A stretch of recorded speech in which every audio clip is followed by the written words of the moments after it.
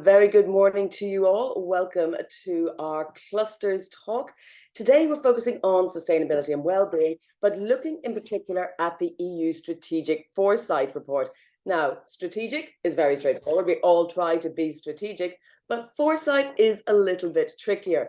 I think it's fair to say that, well, we need some creativity, we need some forward planning, we need to be able to think a little bit outside the box when it comes to foresight. In fact, you might well say that foresight is as tricky as hindsight is easy. So we're going to try and tackle that with the view to how these foresight reports can really help and play into the work of clusters.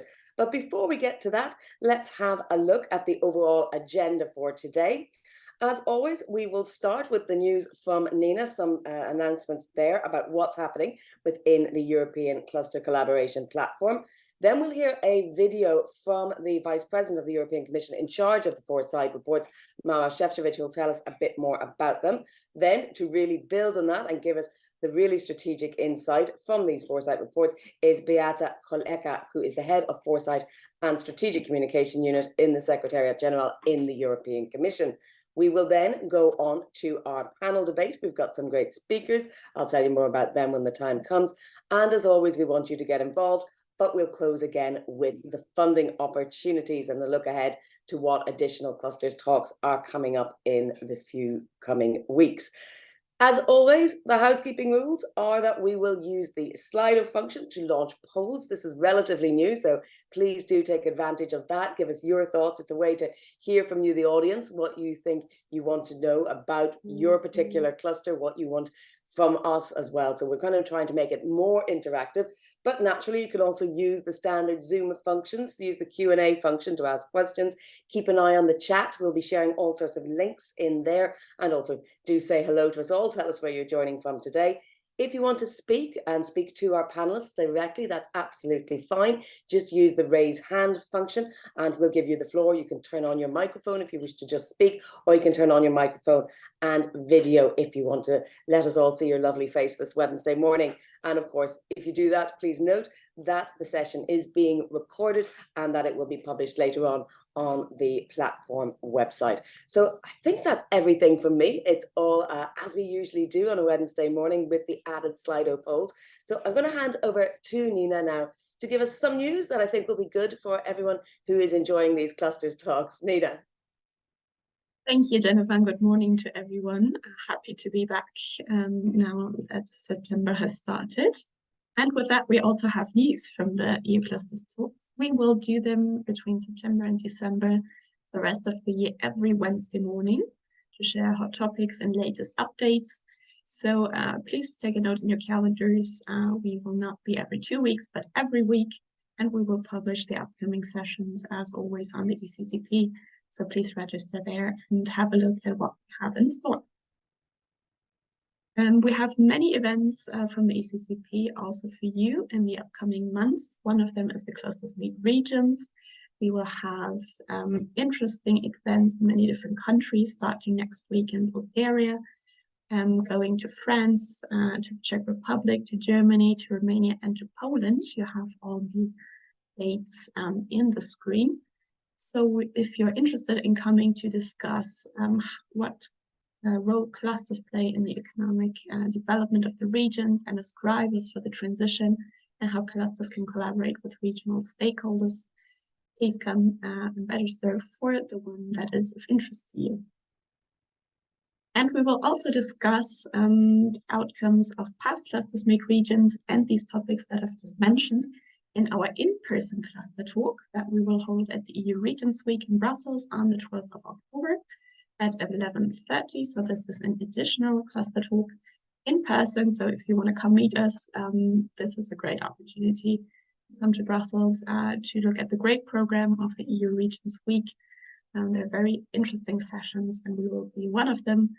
And we will have speakers from the Commission with Marek, who you know very well, and Wolfgang Münch from DG Regio, plus Christina and Rika as our cluster representatives who had organized Clusters Meet Regions events and can tell you more about them and the involvement of clusters. You can register until the end of this month to join us in Brussels. If you are interested in looking for new project opportunities, building new project ideas in consortia, there are two opportunities with the cluster collaboration labs. One will take place in Ljubljana in Slovenia on the 25th and 26th of October, and the other one in Vilnius, Lithuania on the 14th and 15th of November. These are interactive workshops to network, meet new people, mature your product idea, and build the business case that you want to further develop. And it is open to just organizations, but not only, but also to your members, to companies, to research organizations, actors from the civil society, and other interested entities. So if you're looking for a new project and you need to start on that, come and we will do that together. If you're interested in hosting our Cluster Booster Academy, you can still apply until the 22nd of September. This is a call for expression of interest for venue providers, so you can be part of the organization of the Cluster Booster Academy if you're a university, education institution, research center, or a cluster, to host this and to be a hub of innovation and collaboration for a 2-day in-person training for around 40 cluster members, to be scheduled around March next year. Please apply if you are interested until the 22nd of September. There are open consultation on the transition pathways for the industrial ecosystems. You're probably aware of this. We've been talking about the industrial ecosystem and the transition pathways a lot already. And there are currently online stakeholder consultation for the transition pathways of agri-food, retail, and aerospace and defense. You see the deadlines here in the screen to contribute, because it's, of course, also interesting to have the cluster contributions and views on the transition for these ecosystems. So please have a look at it and be involved in the co-creation of the vision forward for these industrial ecosystems. And last but not least, very big event, Europe's annual flagship event to focus on industrial policy, to have discussions, connect with the industry, and to boost your knowledge on what is ongoing are, of course, the EU Industry Days, which this year will take place from the 4th until the 6th of October in Malaga. There's a program already online, so if you go online and have a look at the program, the speakers, and you can, of course, also register. Registration is open. You can also scan it directly the QR you see in the screen, or go on the website to register, and we'll see each other in Malaga. And with that, let's go into the topic of today, and back to you. Thank you, Nina. I'm also very excited that we're going to be doing this weekly rather than fortnightly, so I'll be able to talk to you all more regularly. Let's, as you say, get started on the topic at hand today, which is, of course, strategic foresight. So let's have a quick look at this video, which should set us up nicely for Beata's presentation. So play the video.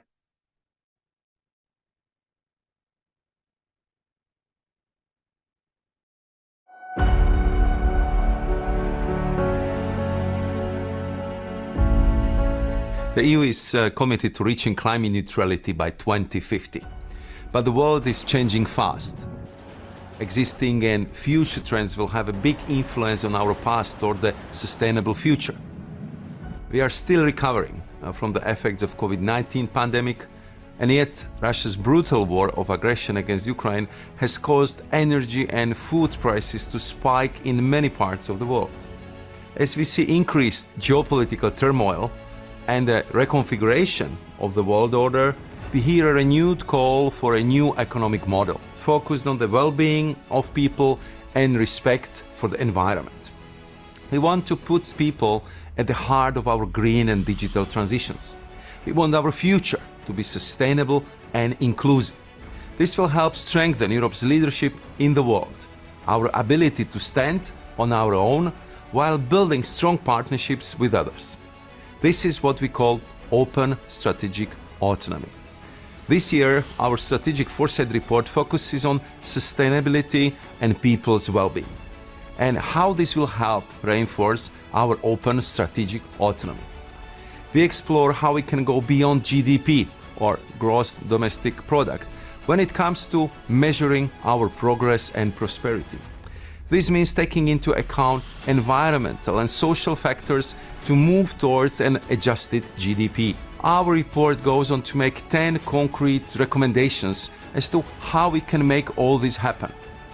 We propose to design a new European social contract and to leverage the power of our single market and support changes in production and consumption for greater sustainability.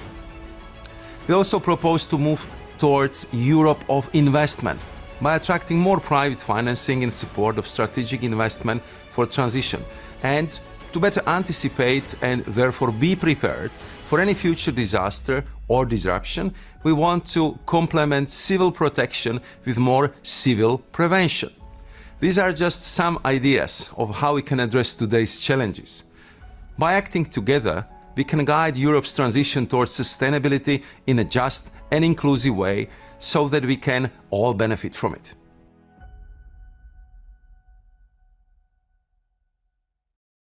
Well, I think that sets out very clearly the objectives there of the Strategic Foresight Report. It's trying to put a positive look on things and how we can rise to the challenges, even as we might find ourselves amid these crises like the war in Ukraine or like we saw with the COVID. Those things, although we couldn't predict them, we are able to rise to the challenges like that if we've got the right things in place. So I'm going to hand the floor over now to Beata Koleka, who is the head of the unit who deals with the foresight and strategic communication.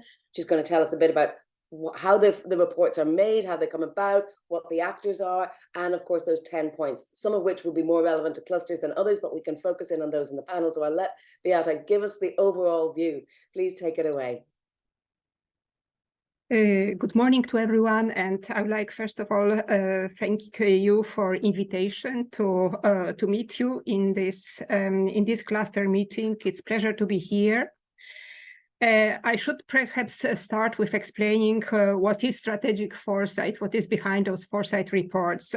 And strategic foresight is about using foresight, which is a discipline or art of exploring and anticipating future developments using collective intelligence. And strategic foresight is simply using foresight for policymaking purposes. We can move to the next slide. This year's report is the fourth report that we have prepared in the Commission. We have started in 2020, and the reports were respectively on resilience, open strategic autonomy, twinning, so interactions between the green and digital transitions, and this one is on socio-economic aspects of sustainability transition. I should also say that strategic foresight reports are Commission communications, which are political documents, and they are underpinned by a thorough foresight process. Evidently, we do not have space in the Commission communication to put all information, so you see here only the results of our research and recommendations. And the results of the foresight process are described in the Science for Policy report, which is published together with the Strategic Foresight Report since 2021. In 2020, it was all combined in one report. We can move to the next slide, which actually explains the focus of this report on economic and social aspects of sustainability. It's connected with the other reports it represents a whole, and we had a feeling that exploring resilience and topics of the previous reports, there is also a need to deep dive into indeed that particular social and economic angles of sustainability and link with the open strategic autonomy and EU role in the world. As you can see on the next slide, and you could have seen on the short video, actually this quote from Vice President is encapsulating the key message from the Strategic Foresight report. When we talk about actors, we can move to the next slide. A strategic foresight process is based on and drawing on collective intelligence. We have been obviously working under the guidance and leadership of Vice President. The Strategic Foresight Report work was done jointly by two services in the Commission, namely Secretariat General and GRC, who is the master for the foresight process, and it's also them that they publish the Science for Policy report. We hold the pen for the Strategic Foresight Report, but we worked very hand in hand. We have involved all services in the Commission within so-called Strategic Foresight network. We have also worked with member states within the EU-wide foresight network, carrying out a couple of consultations on the senior officials level, and there was ministerial meeting also dedicated to discussions to feed the Strategic Foresight Report. And we have also worked with other institutions within ESPA's network. We have involved citizens, businesses, and think tanks, and actually this in two ways.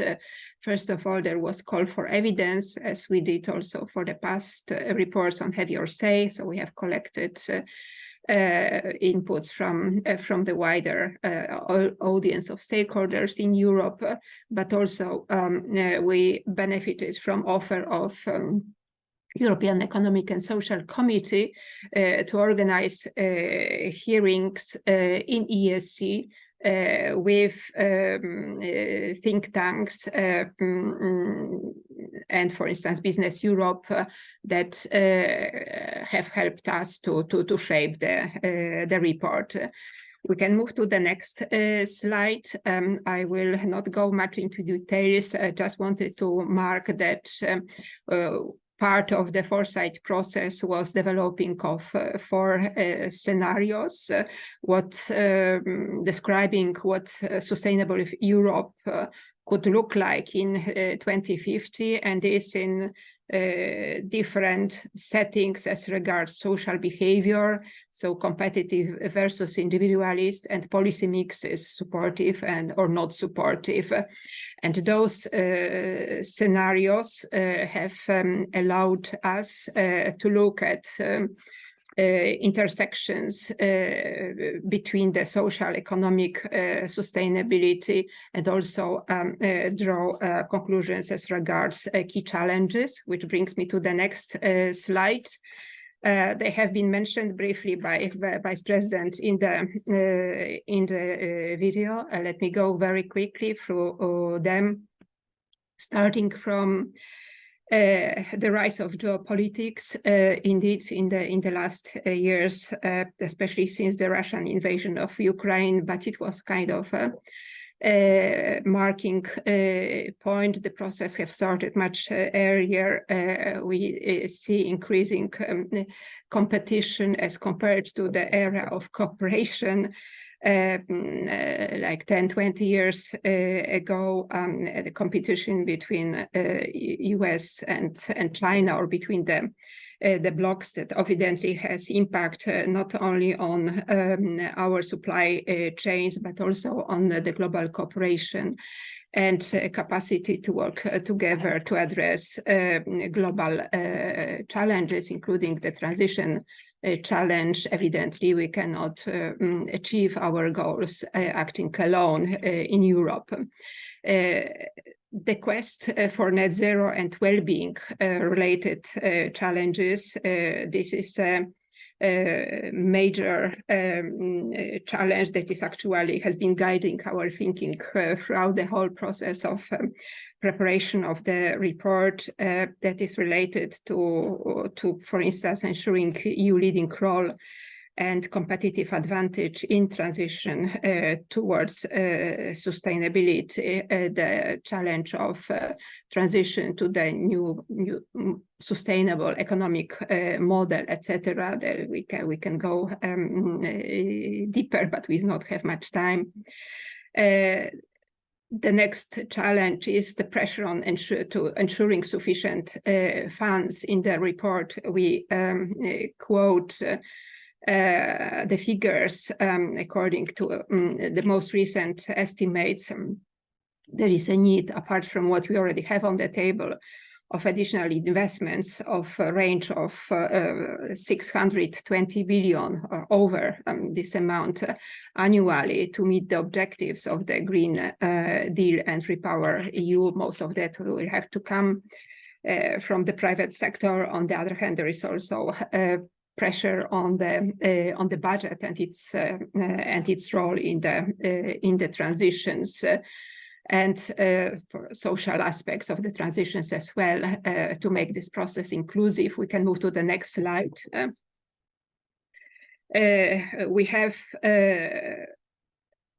demand for future skills, and it's not a problem only of preparing the workforce for the future, as we have also quoted in the report.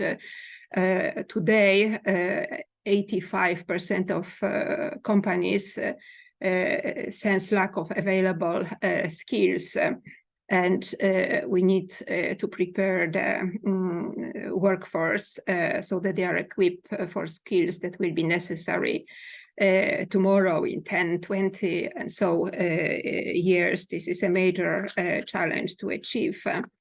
This is also related with the challenge of social cohesion, because skills play a key role here. And while we have seen the rising convergence between of development between the member states, we have also noticed, and this is actually the challenge, rising inequalities within member states, and the factors like climate change, environmental degradation, technological progress, recently inflation are actually increasing those gaps. This brings me to the last challenge, which is related to threats to democracy. Evidently, democracy is today under scrutiny. The model probably will need some adaptations. It is the best possible model we can imagine for us and well-being of our societies. And for instance, the trust to the government, to the institutions, is intrinsically linked to inequalities. But we have also external factors like challenge from our world competitors that are coming up, and increased activities related to disinformation, misinformation.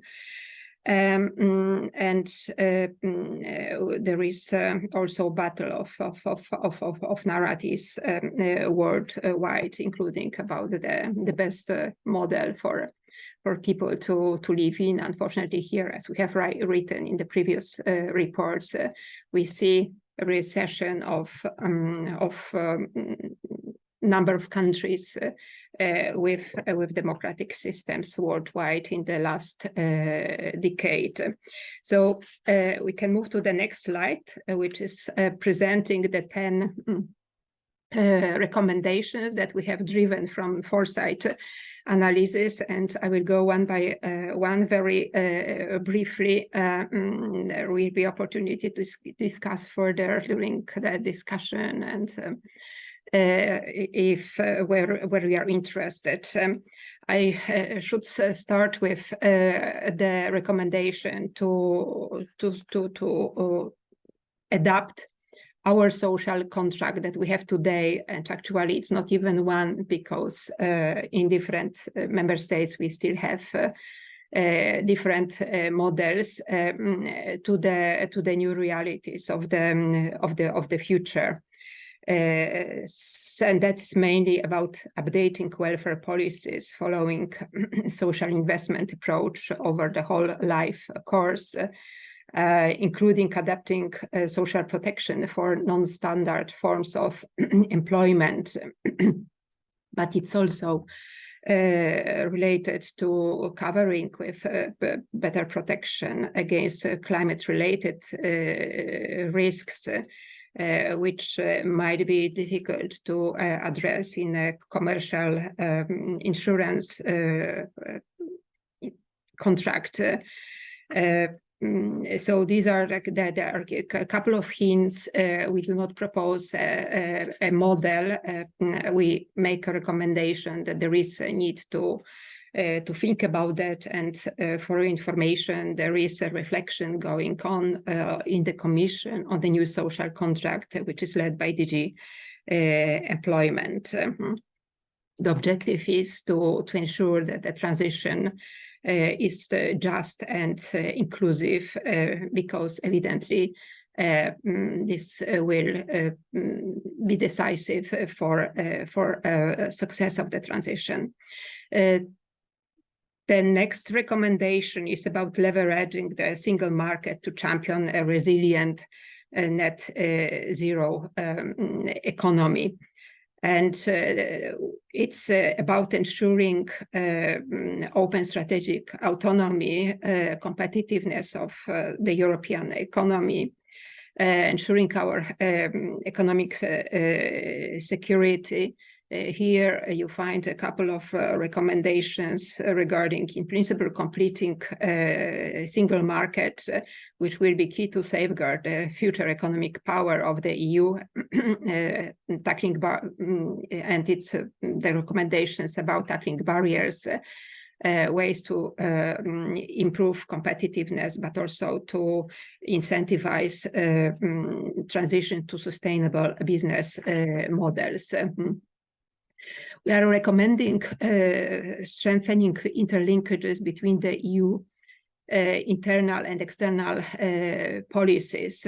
This is actually the recommendation that has been with us in the Commission already for 4 years, at least a decade, but it has gained a particular and new meaning in the new global context, as it's clear we cannot achieve our sustainability goals alone. In Europe, we need to mobilize and work with partners across the globe, and for that reason, we need to work acting in a Team Europe approach to strengthen the EU voice in multilateral fora and in the global governance fora, making our sustainability efforts effective, but also to shape and to frame properly, for instance, development of global standards for emerging technologies like use of artificial intelligence, which is very much on the agenda today.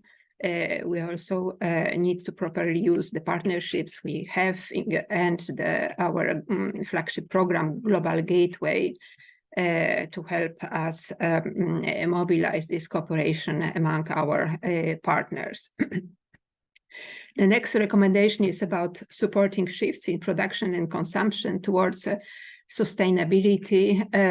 On the production side, it is about efforts to decarbonize the economy, improve the efficiency, resources, and energy related, but also to reduce environmental impact of our economic activities. We also need action on the consumption part, and we need to support shift in consumption patterns to minimize the ecological footprint of consumption. That will imply a number of policy and regulatory measures to encourage change of the company strategies and business models, and in particular encouraging circularity, tackling plant obsolescence, promoting repair after a sale, etc. We also pay attention or show attention to the need to increase use of water resilience. This is the resource that in the big part of Europe, especially Central and North, we have taken for granted. This is no longer the case, and evidently this is vital for our future. The next recommendation, and they are all interlinked, is moving towards Europe of investments. As I have already explained, talking about challenges, we will need to mobilize huge amounts of private investments to support the sustainable transitions. And there is a role in this for a key role in the Capital Markets Union and Banking Union that need to be completed to unlock private financial financing for transition. We should also better use the public funding as a catalyst for private investments, especially for riskier breakthrough sustainable projects. There is important role for the European Investment Bank to play as the largest public bank in the world. The next recommendation is about making public budgets fit for sustainability. And this is related with recommendation to go ahead with implementation of the OECD-wide reform of international taxation to pursue the global anti-tax avoidance strategies. We need to think about our tax base, probably to shift from tax based on taxing labor to other taxes. On the other hand, we need to strengthen efforts to optimize the public spending and improve the quality and composition of public finances so that we can better use the resources that we have. As Vice President has been talking about the well-being indicator, when we are moving towards well-being economy, we should have an indicator which will help us to measure progress. For the time being, our main indicator is GDP. And it's we will come to this, but let's come back to the recommendations.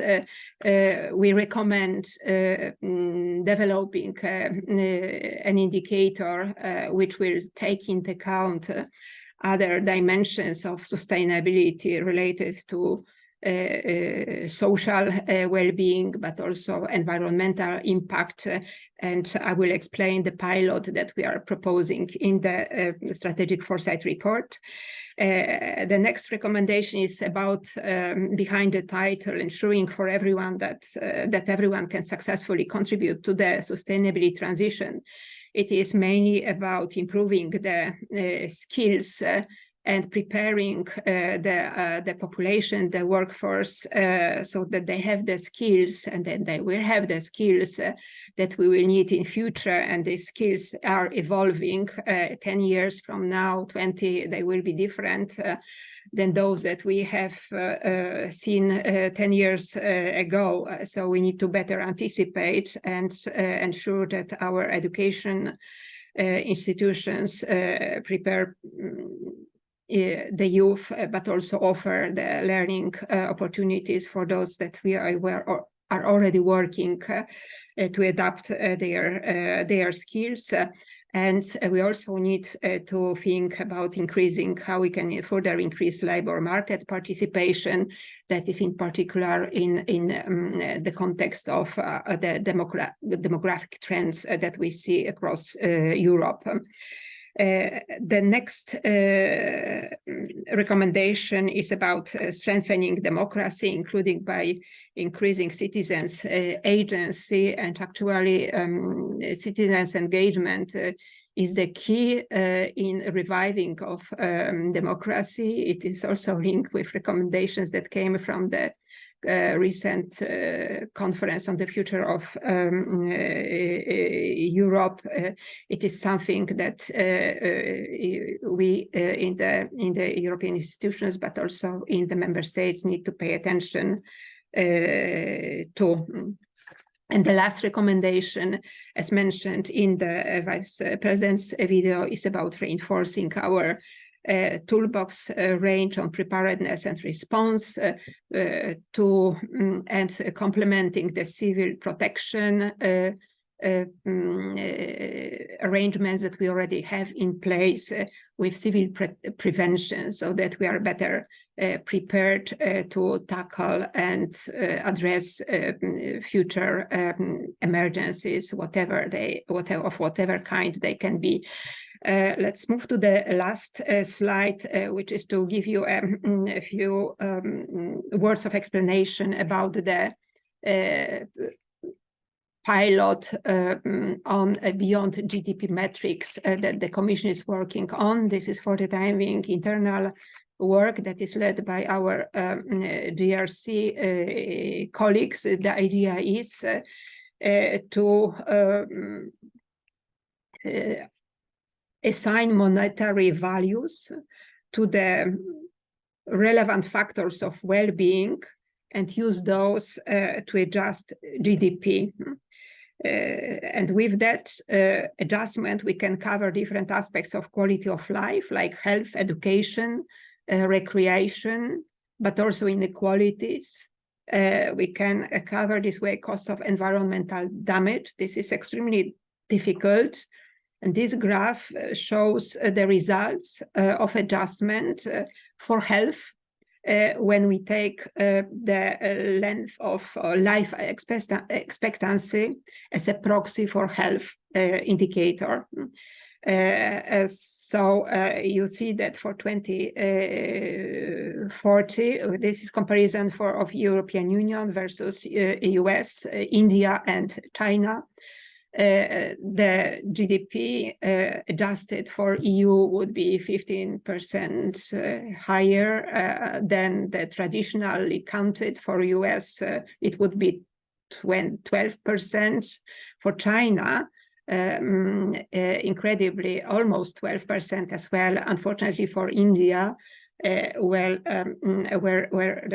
the health aspects and performance is not as great, it's only 1.3%. So on this adjusted GDP, the work is going on, also looking at other dimensions, and when the whole concept is mature, we will evidently start consultations with member states. And with that, I would like to conclude, because I've been already talking quite a lot, and I'd like to leave a space, obviously, for discussion. Thank you very much again. Thank you, Beata. No, it was incredibly intense and a lot to get through, so we do appreciate that you squeezed it into the time. And of course, I think you're staying on for the panel, so if those joining us have questions for Beata, please put them in the Q&A or raise your hand, and hopefully she'll be able to elaborate on anything there that you want to go into in more detail. But before we get started with our panel discussion, I did say we were going to use Slido. So there's a couple of ways you can join. You can scan the QR code there that you see on your screen, or go to slido.com on your browser. No need to download anything, but put in the hashtag Strategic Foresight, and that will take you to today's session. And we have a question for you. It's an open answer question. We're asking, do you use strategic policy reports for your work? Of course, sometimes they can be useful, not yet, who has the time, or no, they don't help me. So if you go to those, go to slido.com, Strategic Foresight, and click on which one of those is most resonating with you. Oh, sometimes they can be useful. Okay, so 2 people have voted for that, but I can see that we have almost 60, 70 people online, so we'll wait and hopefully get a few more responses to that. I see also that who has the time, but not yet, but hopefully that will change by the time you've finished hearing from our panelists explain to you why they are so useful. That will make, I hope, all the difference. the last two options there, of course, and no, they don't help me. A few of you say, of course, you use them. No one's saying no yet, which I think is probably good news for everyone who's put in the hard work to create those reports. We'll leave that running in the background, I think, Nina, if we can, while I introduce our panelists, and maybe we'll come back and have a look at that before we move on to the next question. But for now, it's clear that sometimes they can be useful. Is more than 2/3 of people saying sometimes it can be useful. So that's actually quite a positive outlook. So our panel debate, as I mentioned, Beata is going to stay on and join our discussion. Our other panelists are going to be able to switch on their cameras. If I could please have the panelists switching on their cameras, that would be great. We have got Jan-Philipp Kramer, who is the head of EU services at Prognos, who've been implementing the Foresight Office for the German Federal Ministry of Education and Research since 2019, so knows a thing or two about it, and of course, an ECCP team member. Next, we also have joining us Teresa Gerdes, who is the head of program for the Go cluster policy. And Teresa, I think you'll be able to tell us a lot more about that. And last but not least, we're delighted to welcome Vincent Deschamps, who is Policy Officer on Innovation at the French Ministry of Economy and Finance. Thank you all so very much for joining us. Let me start, Jan-Philipp, with you. We saw there that about more than 2/3 of people are finding these reports somewhat helpful. What for you are the most interesting observations that have been made in the Strategic Foresight Report? Yes, thank you very much, Jennifer, and good morning also from my side. Very happy to be on this panel, and I think this presentation by Beata really provided a rich foundation. And maybe to start with a more general comment before answering your question, I think this presentation has clearly shown that strategic foresight is no Futurama. It is really a foundation for strategic action. And that's also why I believe that it was really paramount by the Commission to put strategic foresight on the agenda for strategic planning. And if you're in this space of foresight for some time, you understand a bit why I say this, because in the past we have often not seen the leadership really putting foresight on the top of their decision making. And so I think that's really a really important development that we see. Now, I think the report, if you had time to go through both the policy document, but also the full report, of course, is very rich in detail. And I pick 2 points which I found relevant, and we come later to also some other points where clusters play a key role from my view. The first point that I picked out is the notion of competitive sustainability. Beata has not touched directly upon it, but I think this notion of competitive sustainability and the intersection that are explained of the environmental sustainability, the productivity dimension, the social stability, and the macroeconomic stability are really important for us to understand. And just sustainability by itself may have also in the long term some limitations, right? So it needs to be connected, and the notion of competitive sustainability, I think, very much captures this. The second point, which I would like to highlight, is the profound interconnectedness of all these developments. And this is what Beata also outlined. Of course, there are increasingly global issues around geoeconomics. We've experienced the value chain and a security of supply situation, and of course, not to forget climate transition. And I think these reports are really strong in connecting the dots. And we've seen the different scenarios in one of the slides that Beata showed us. And therefore, I think we need to enable ourselves to think in this interconnected manner.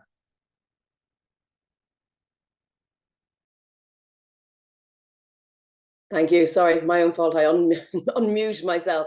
Sorry. So I think you've picked up actually on some of the key points that Beata made. Connectivity is obviously very key. Teresa, tell us what has stood out for you. Maybe tease this idea of interconnectedness a little bit more. Yeah, thank you. Good morning from Berlin as well. Well, in general, I think that the context of the multi-crisis that is now everywhere, that is very well reflected in the addressed challenges, but also in the key areas for action. So you see, we have the climate crisis, we have the implication on the war in Ukraine, and the skills shortage in there, inflation, threats to democratic principles, and so on. So the spectrum of challenges that we are facing at the moment, and which will continue to play a major role also in the coming years, is huge. And it is to see that the mentioned challenges and also areas of actions are to be found in the report, and also in actually what is suggested to do in the future years. So a very broad idea and very broad view on the current topics. But I think it's very good to see as well that there's work in there for everyone. So it's not just two policymakers. It's not just for them to pave the way for a prospering, democratic, sustainable, and competitive Europe, but it's also an appeal to companies to join the mission on Europe of investments, for example, and also for social partners and each individual in there to take part in developing a strong democratic Europe and claiming also participation in this process. So we have the interconnectedness there as well, from the policy layer up to the individual person in these suggested areas of strategic actions. Vincent, you're joining from the French Ministry of Economic and Finance, so you know a bit about strategic foresight. Tell us, give us your perspective, your opening thoughts, and then we'll come back to try and tie this into the clusters. Yes, thank you for having me. Well, I'm not directly working on strategic foresight, but my colleagues are, because it's strategic for us to anticipate what can be technological changes and, of course, society changes, so that we can lead our economy towards several goals. And today, we come to the clusters later, but we use this kind of reports, among other reports from technological academies, from several NGOs and so on, so that we can have a broad view of the societal challenges we will face in 5 or 10 years. And this is the main use we do of these kind of reports. Well, let me ask you then, what, in your view, Jean-Philippe, I'll come back to you, where do you see that these foresight reports can be most useful for clusters? Which areas do you see? I mean, we know that there's 10 key actions, but obviously some are more relevant than others. Yes, I think we have already a bit highlighted some of the points, and if you go through the report, you find maybe 5, 6 areas which I think are the most vital ones where clusters play a role. But I think, as Teresa nicely summarized, the different levels need to interact, and everybody in a way has a role to play in this transformation that we're in the multiple ways. But more specifically, the points that I think are most relevant, and I start with my first point again, just to reiterate the links that we have, right? I think the report nicely summarizes that we have the links between environmental, social, and economic dimensions of sustainability. There are lots of intersections, and clusters, from my point of view, are really good at connecting the dots. They have the closeness to business. They are really directly linked to business, but they also understand the policy. And that's, I think, also why we have so many listeners and participants to this EU cluster talks, right? The clusters can really transmit these messages also into business action. And I think this is really important on all of these domains. The second point is, it was also mentioned, of course, we will continue, and I think we also want to continue in a global society. There are challenges on the geoeconomic and geopolitical side, that's clear, but we need global buy-in in many domains, and we need global cooperation. And here I also think that clusters, and I can also highlight the European Cluster Collaboration Platform in this regard, which organizes a lot of these different engagements of clusters. And just this year and last year, there have been missions to South Africa coming up, Morocco and Taiwan, Singapore, Canada. You see all of these connections are incorporating and encouraging global buy-in and cooperation to address these challenges jointly. The third point is, and we saw that very clearly, all of you know, the role of clusters in orchestrating the globalization, as we call it, right? So rearranging how we perform trade and how investment flows are going and how supply chains are configured. And here, I think that's very clear, the power of clusters in orchestrating this. By that, I mean helping to make business decisions, helping to find alternative suppliers, very key. And here, Foresight also helps, of course, because we need to anticipate a bit more. And we've seen the reliance in some sectors of our economy, how painful they are now. The fourth point is as the report says, global race to the net zero economy. And here I would say all of those regions in the EU which have well-developed clusters see inward investment, right? We see the Silicon Saxony case in Germany, which is successful in absorbing global investments, was also public investments, not to hide that. But clusters can really drive this inward investments by creating successful business ecosystems. So there's also a key role here that one could highlight. And maybe I stop with the last point. And I know that Teresa for sure will give more details on that as well. The transition on the labor market and also the skills that we need. If clusters engage with their peers, engage with education providers, engage with universities to help them in transform the curricula. I think that's a very powerful mechanism, maybe underutilized still because there's sometimes different layers making the decisions, but we need clusters because they can basically bring a combined message from the business side. What is needed? What do we need to train our people in and not lobbying for one company, but for an ecosystem of companies. Thank you, Jan-Philipp. Teresa, Jan-Philipp identified there some of the characteristics of clusters, such as understanding both policy and business, being, if you like, that bridge. I would add in agility to that sort of mix of things that makes clusters unique. Perhaps you could tell us what you think the clusters sort of setup, if you like, the clusters ethos can bring to strategic foresight as a concept, and where is the most promising area for cluster involvement? Mm-hmm.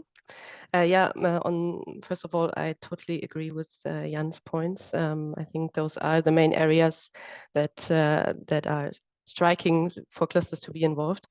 And I think if you come to the role of clusters, the multiplier role is always the one that I find the most promising and the most important one, because they are in between basically policies and the SMEs and other companies as well, of course, in the region, but who has such a very good and trustworthy connections to the SMEs, and especially the very, very small one that wouldn't have the opportunity due to resources to take part in bigger policy matters and so on. So participation and of the region, but also of the clusters, the companies in the clusters on a broader scale is one big role, I think, that is in there for clusters. But also, of course, to monitor overarching developments, so to check what's on the horizon for clusters for specific industries, to anticipate future developments also for the region, for the industry, for the community in the region, and to bring it into the cluster and in working groups or in funding projects or innovation projects discussion rounds and so on. So I think it's a very, very big role for clusters to monitor strategic reports like this, and to let the people and also the companies in the region take part in what's going on this kind of level. So bringing the big information into the region and helping companies to anticipate it for their own business. Well, I want to ask the very specific question, for what can the reports be useful? Vincent, I'm going to get you to answer that, but I'm going to ask all the participants to go back over to Slido on your other screen or on your smartphone. You'll see the question there, for what can reports be useful? You can put in your answers there. We will keep an eye on them. But Vincent, give me your perspective. How would you answer that question? But if I am to answer that from the cluster perception, and a bit from policy making here in the French Ministry for Economy, we ask cluster to do a lot of things that is presented in the report.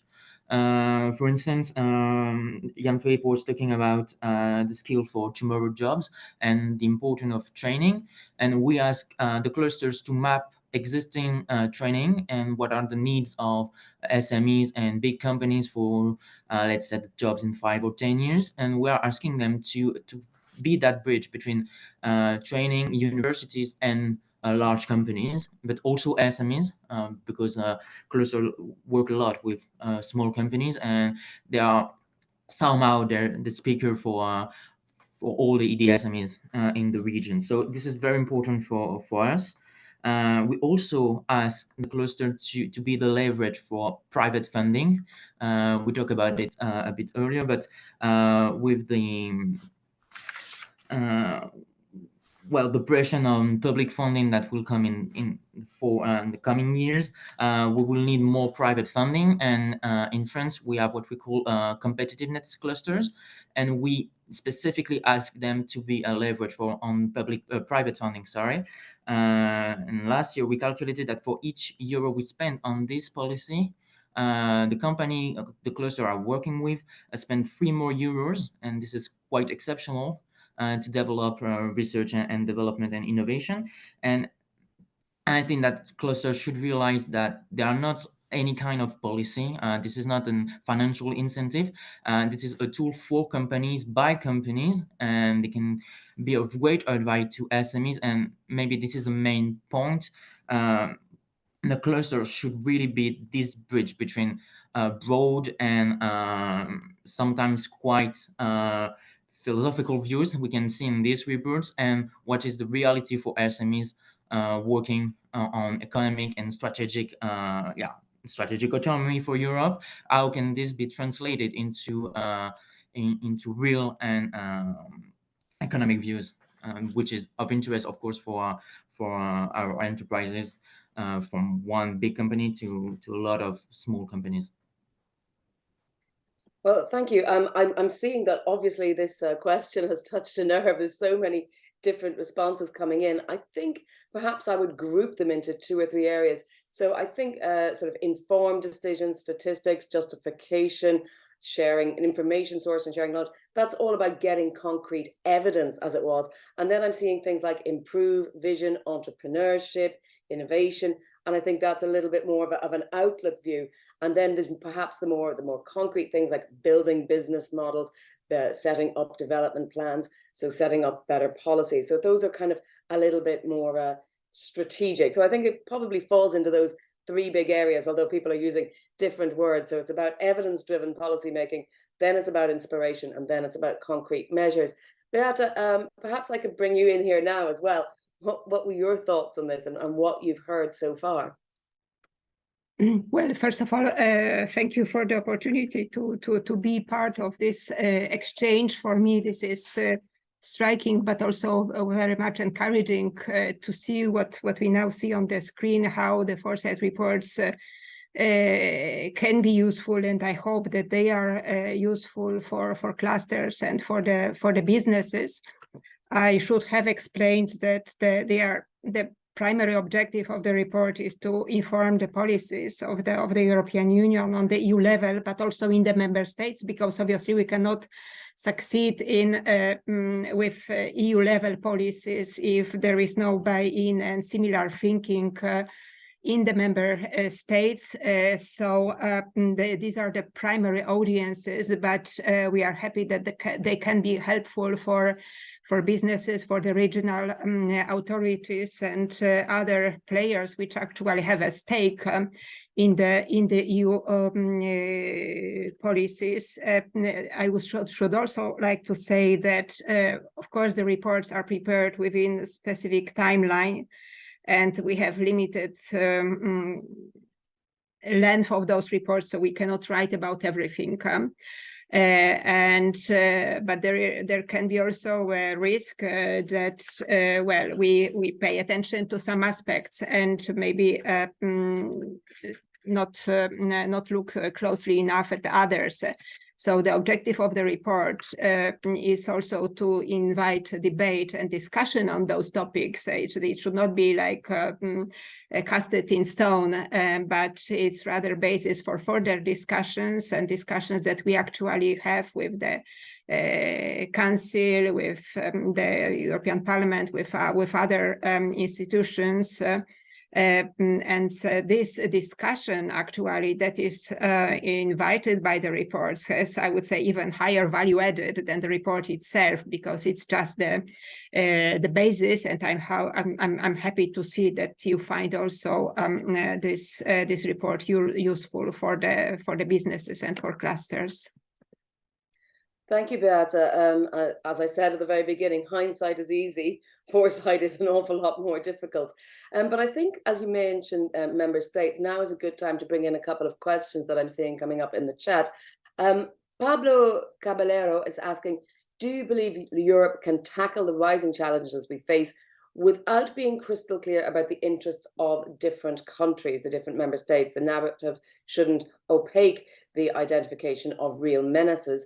And then I see Jan Vaclav is asking, how do we take into account the fact that important economic players globally, so the USA, Canada, Saudi Arabia, China, Russia even, follow different rules than those established by the EU? Jan Philip, let me ask you, they're big questions, but let me see if you can tackle some of the ideas and some of the points raised. Well, these are really big overarching questions, I must say. Obviously, the European project overall has been established on, in a way, common and diverging positions, and it was always the good balance of those which led to what we see in Europe today. And this continues to be the case. I think we will never have a situation where this is just a concert of harmony, right? I would say that we need to be very honest, and behind the doors, I'm very sure that in the Council, in the Commission, these discussions are taking place in that regard, that without a shared understanding of these positions, we will not continue in a successful manner. And of course, there are many topics on the daily agenda. Right now, energy prices are, I think, the most striking one, and we need to find a good compromise. Can foresight help in that? I think so, in a way, yes. You said in hindsight, it's easier to make the judgment, clearly. But we need to already now have a long-term view on the likely developments, right? And sometimes it's easier to make projections. So let's say a demographic transition, we know what's coming. It's very easy to calculate, not easy, but easier to calculate what's coming. And therefore we need to already now take actions. And to be quite critical, we could have taken actions also a bit earlier because we knew what was coming. It's always a bit, maybe the challenge here. And so maybe to this first point, to the second point, I think it's also clear we are in a geoeconomic, geopolitical competition, and these reports can also help us to open our eyes on what is the other position. I think the last chart that Beata showed, in a way, it was just statistics, but it also shows, of course, these reports can help us to make these comparisons where we are, where we want to go, and then be also, in a way, prepared to underline our positions as the EU. The US has different interests, China has different interests, and we also have interests, and I think we can also underline them. Vincent, let me bring you in on that point. Isn't it fair that we should be transparent about our interests? It's only natural that different countries, different regions, different blocks, if you like, will have differing views on how to progress towards what we might want as a common goal, but the pathway might be a little bit different depending on where you're viewing it from. Yes, of course. Every member state will have a different view on what the pathway towards net zero, for example, should be. But what is clear in this report is that we have a strategic European vision also, and we will always keep cooperation between member states at the heart of our vision for Europe. Let me get the example of strategic autonomy, for example, is key in the new way the European countries will respond to a geopolitical divergence with the United States or China, of course. We saw it in the war in Ukraine, for instance, with the supply chain, and the cluster made a lot of work to find new supply chains. And today we are asking them to build cooperation across European member states. For instance, the clusters can help find and bring connection between companies across member states, several member states, and this is, I would say, the heart of the vision we have for the future in Europe, and this is what matters today. Not the divisions between member states, but how we can move together in one way. Teresa, let me bring you in there, because one of the things that we talk about when we talk about clusters is working with SMEs. And I'm wondering if we see a sort of early warning system that clusters are better placed to identify than sometimes other organizations, and how that might work together in sort of identifying challenges ahead for foresight. Yeah, definitely. Let me bring in an example. One of our members in the Go Cluster program, the Bavarian Food Cluster, for example, they develop foresight scenarios for themselves and publish them as reports every several year, and their community can profit from the process they are implementing there in the region. So they're analyzing the developments of the food industry in several scenarios, and I think such such tools, such action is very helpful in that case as well. Well, I'm going to use that as a jumping off point for our final Slido question of today, which is, how do we connect policy reports to clusters? So I'd like to get everyone's go to slido.com. Again, you can put in Strategic Foresight as the code, or you can scan the QR code on the screen, and it will take you to vote on your phone. Panelists, also feel free to vote on this if you wish. Beata, let me come back to you and ask you that very question that I'm asking of everyone who's participating. How do we connect policy reports to clusters?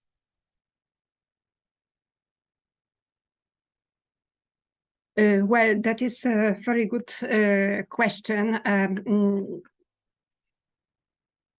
This is through the areas that are being explored by the reports that are relevant for specific clusters. On the other hand, I should say that the Commission do not have a monopoly for foresight. And actually, we should have more foresight in our lives, starting from the individuals. If we had this capacity, and some countries are better in that than others. For instance, in Finland, this skill of developing foresight capacity in your everyday life is developed in education, it's in schools, but it's extremely useful in businesses. It's useful for organizations, for governmental institutions, not only on the general level, but also in specific policy areas. So all this foresight, when it is relevant for the area of activity of a cluster, evidently this can be of use for you. And I would invite you indeed to look and make better use, especially those who have responded that you who do not have time yet.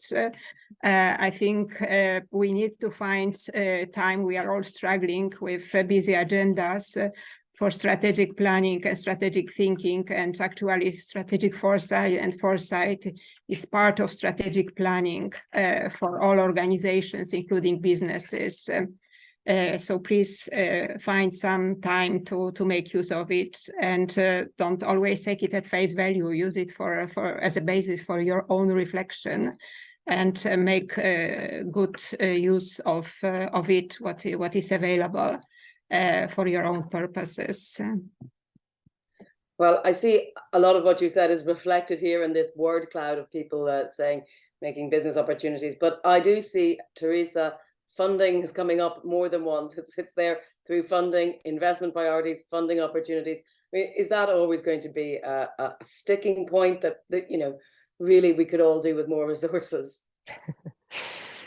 Yeah, definitely. I mean, if you look at the policy reports and also at strategic foresight reports or strategic reports in general, I think those are the guidelines for innovation policy and for funding policy. So if you're regularly looking at these kind of reports, you will be able to anticipate what's coming in the future and where you might, in which areas you will or can wait for funding opportunities. So, of course, this is for clusters who are often not able to be fully financed by its members, but are also depending on funding or using innovation projects and funding projects for developing their clusters. That's a very big point. So I'm not really surprised it's coming up here as one of the major points. Yeah, and Philip, you wanted to add something to what we're seeing in front of us. Yes, to this, but also what Teresa mentioned in the example of the food cluster in Bavaria. We in the European Cluster Collaboration Platform have offered a new service called the ECCP Trend Universe. And I wanted to take the opportunity really to inform everybody about this, because this is really a helping solution for you for your scenario planning, to monitor trends, to do some planning on key trends, and also to then plan your actions. And as has been mentioned, foresight is a key part of strategic planning, and scenarios are very much needed in uncertain times. So I wanted to take the opportunity here to say on a content matter why this is so important, but also that the ECCP has made this Trend Universe available as strategic foresight instruments, which allows you to go deeper on future trends and the impact on your cluster organization and its members. Just use the QR code. You can go also to the ECCP and look at the services and find more about how you can access this Trend Universe. Thank you, Jan. Philip, very strategic timing because we are just about to wrap up. So this is a good way to encourage people to keep in touch beyond today's discussion. I know I saw a couple of questions in the chat that are very specific and very targeted. One particularly for Beata from Simone. We'll try and get those sent to you bilaterally because we were short of time and so much to cover today. So thank you all very, very much for your inputs to our panelists, and also for everyone attending who actually really pulled out the stops in answering all of those questions for us on Slido. I'm sure it will be useful for those who are working on the other side as well. With that, I'm going to call back Nina Hoppeman to give us the funding opportunities. As always, Nina, quite a lot on the agenda. Thanks, Jennifer, and to all the panelists. Yes, of course, if you look at the funding attendance portal and also to our Euro clusters, which I come back to, you have a lot of great opportunities. I picked out some that are related to what we talked about today. There's a call open that is called Innovate to Transform Support for SME Sustainability Transition. A project are expected to support the resilience of SMEs by fostering technological and social innovation, and to help transform their sustainable business models and to become more resource efficient and circular. And of course, that goes hand in hand, the competitive sustainability that we've talked about, in this case, through the uptake of advanced technologies, and of course, to support the innovation ecosystem. Deadline for this call is the 7th of February. It's a Horizon coordination and support action. You see the topic ID in the screen and the link in the chat. Another opportunity, skills, that also relates to technologies, and the call is called Assessing and Strengthening the Complementarity Between New Technologies and Human Skills. So projects should look at the potential and impact of new technologies, for example, AI or robotics, to substitute or complement human skills and performing job tasks, and to look at the development and employment of the technologies, and to see how to develop the corresponding skills. The opening date of this call is the 4th of October, so it's a forthcoming Horizon and Innovation action with the topic ID in the screen and the link in the chat. For innovation, and we have a call that is called Startup Europe, to increase the market footprint of European startups and strategic digital technologies and deep tech innovation. Projects can help to better connect startups with the relevant actors and to scale up capabilities of matching technological solutions. This is an opening date for next year, but it's already interesting to look at it. It's a Horizon coordination and support action with the topic ID in the screen and the link in the chat. And our Euro clusters, one of the flagship programs under the Single Market Program for the clusters, have a lot of funding for SMEs and many funding opportunities that are open. They cover different industrial ecosystems. You have on the ECCP all the open calls, and you see them here in the screen. So when you go back to the slides later, you can read all of them. There are opportunities in AI, in water smart solutions, in tourism, electromobility, communication tools, renewable energy, creative and cultural industries, and if I go on to the list, green manufacturing, energy intensive industries.